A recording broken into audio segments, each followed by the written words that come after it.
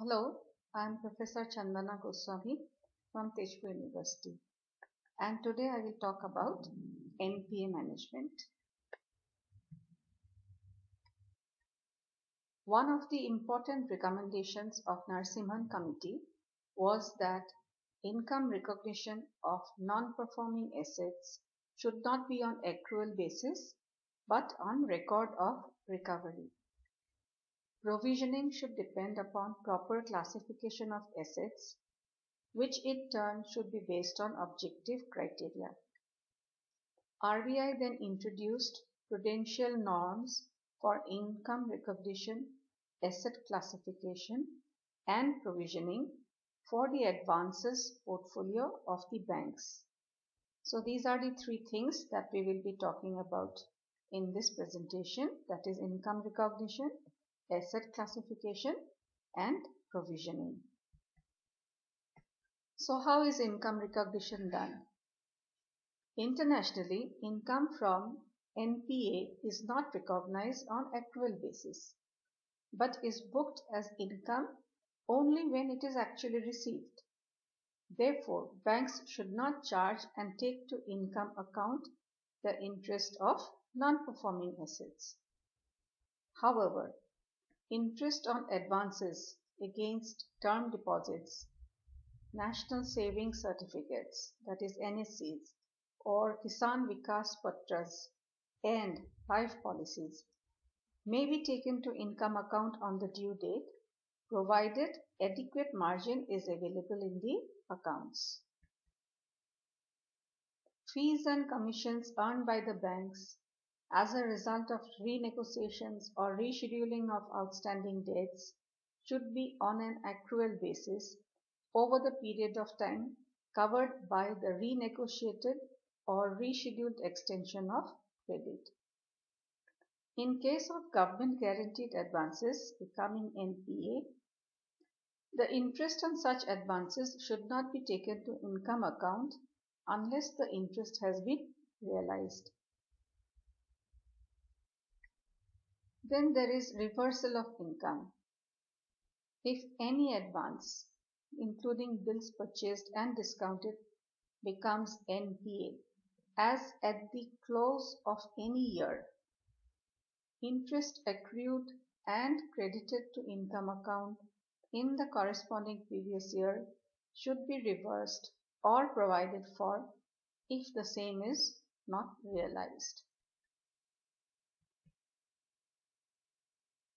Appropriation of recovery in NPAs.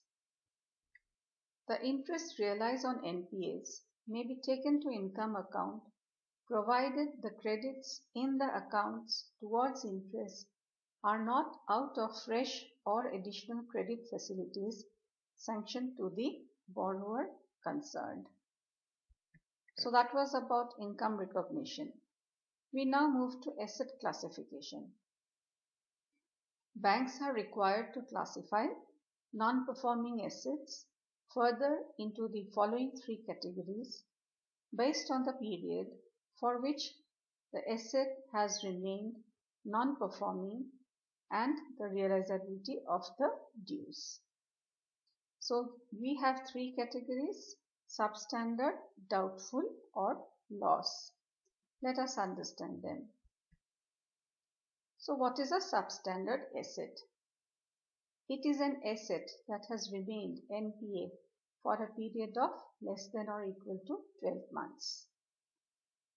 And the current net worth of the borrower or the guarantor or the current market value of the security charged is not enough to ensure recovery of the dues to the banks in full.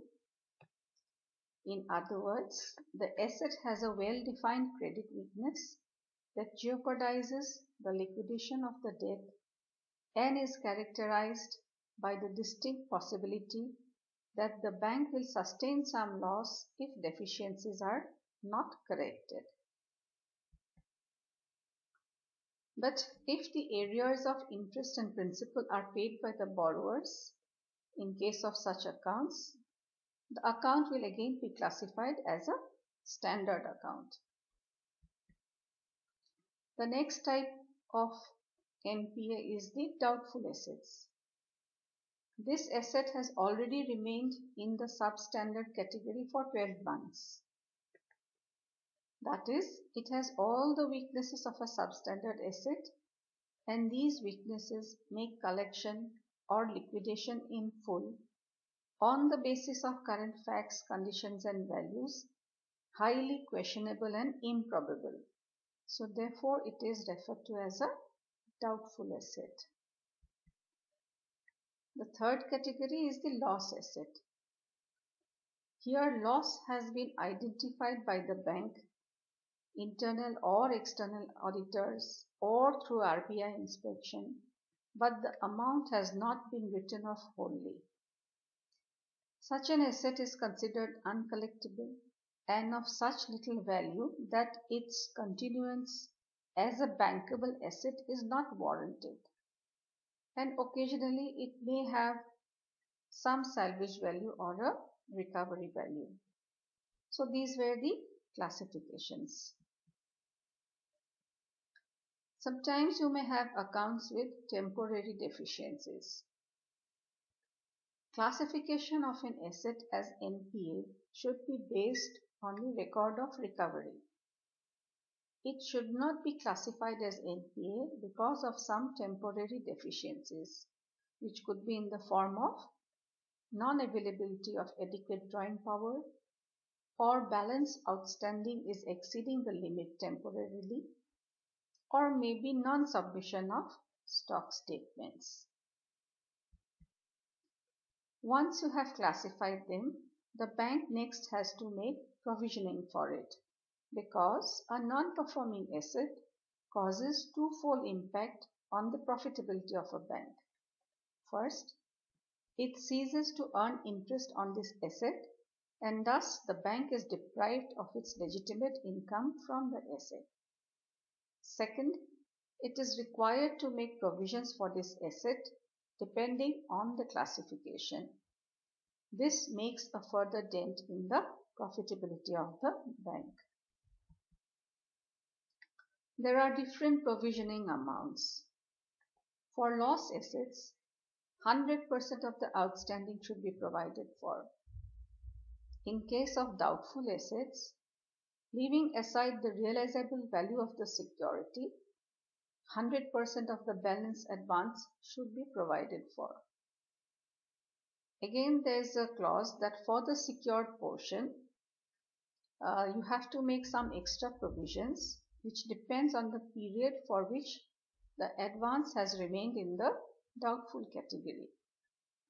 So if it's up to 1 year, then 25%, 1 to 3 years it is 40%, and more than 3 years it is 100% provisioning which has to be done.